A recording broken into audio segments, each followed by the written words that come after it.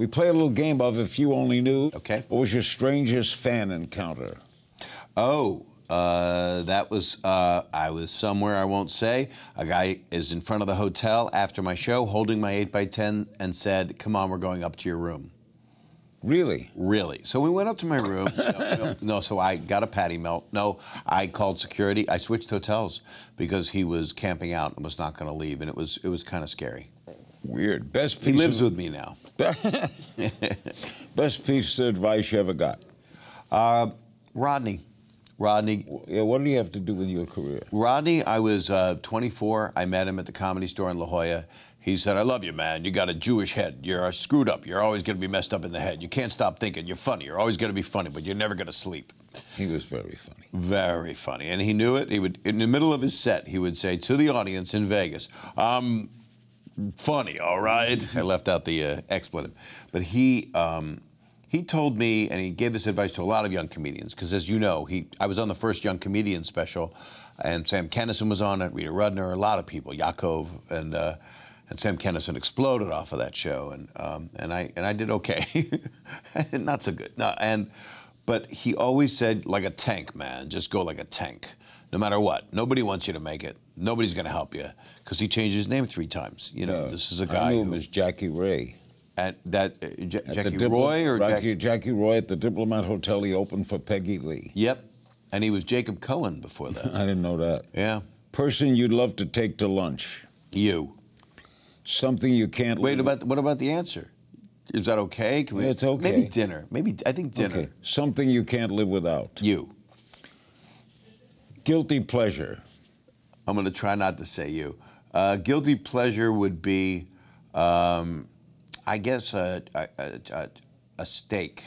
That I would say. You love steak. I do, but I'm trying to eat less, so I keep the whole pipeline. Who's your dream co-star? Well, if I don't say John Stamos, he's going to cry. Role you regret turning down. Oh, darn. That's a tough one.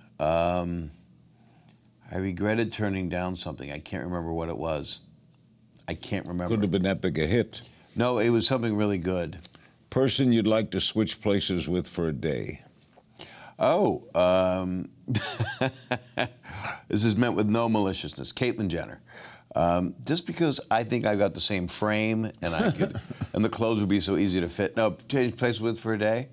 I'd like to be Chauncey Gardner for a day. I'd like to be president for a day. Just to see, I know nothing. I'm Schultz from Hogan's Heroes. That's a reference millennials will not know. But I would love to just, because we're at a place now where it's an open forum, possibly.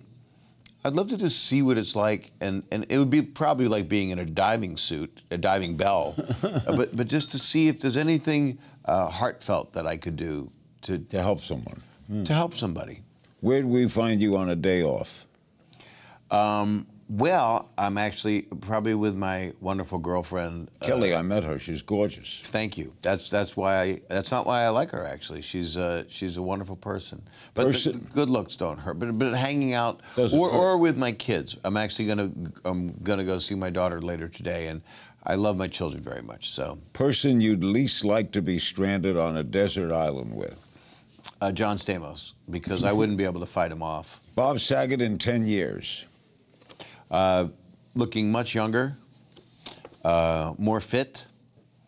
Kelly would be a much happier woman because of all that. And you're doing 14 years of Fuller House. My joke is it'll be Fullest House. It'll just be me in an urn by the window. I would actually, thanks guys, that's right from the special. But I would say that my 3 daughters are happy and healthy, and I should have made that a priority right away, because that is in the forefront. Who are your comedic favorites? There's so many.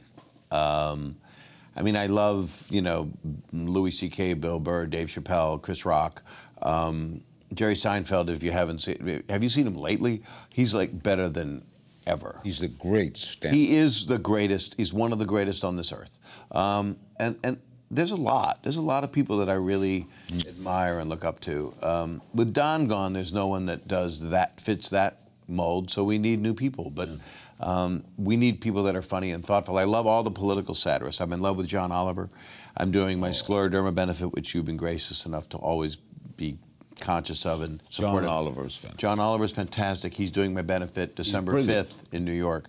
And I also have George Lopez is out there doing it, and Jeff Ross and Michael Che from Saturday. I love what Bill Maher does. I love what Stephen Colbert does. I love the political satirists that are helping me get my news, because that's almost the only we get it. I need to get it that way because it's too painful the other way. Watch new episodes of Larry King Now Monday, Wednesday, and Friday on demand on Aura TV and Hulu.